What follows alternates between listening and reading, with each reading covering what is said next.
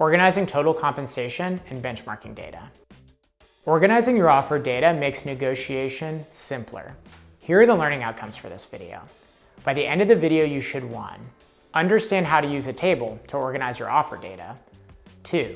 Understand how your table should show total compensation. And 3.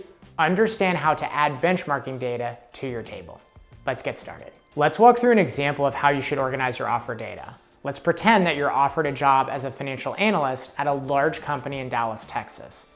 The primary job responsibilities are to create forecasts of revenues and expenses, update budgets, and generate reports for management.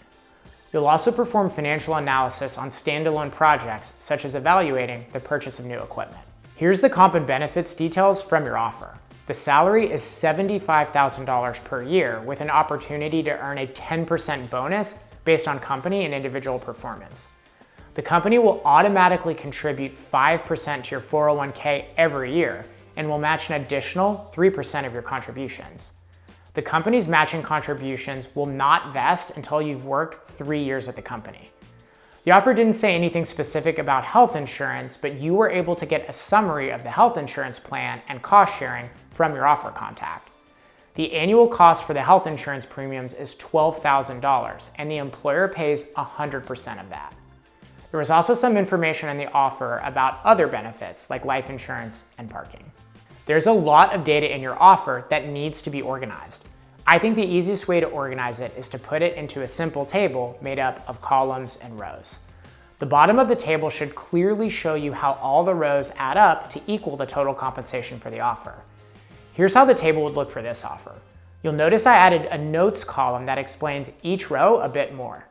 For example, the note for the bonus column is a reminder that the $7,500 is the most you could receive as a bonus in a year, but that's not a given because you might not receive any money if the company has a bad year.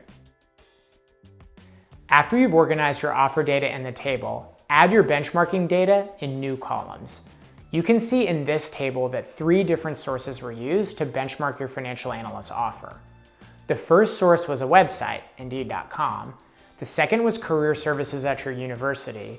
And the third was a friend of yours who works in the finance department at a big company in Atlanta. As a reminder, you probably won't be able to find as much benchmarking data on benefits as you can for compensation. It might be that the only data you're able to benchmark is salary and bonus. While that isn't ideal, it's better to have some benchmarking data than no data. That's the end of this foundational video, but just a reminder that this video is part of a longer playlist. The playlist is in chronological order, meaning videos at the beginning of the playlist cover things that occur at the beginning of a job search and vice versa. If you liked this video, then you should check out the other videos in the playlist. If you thought this video was confusing, then try going backwards in the playlist to learn more about job search up until this point, or even forwards in the playlist to see how things come together. Thanks.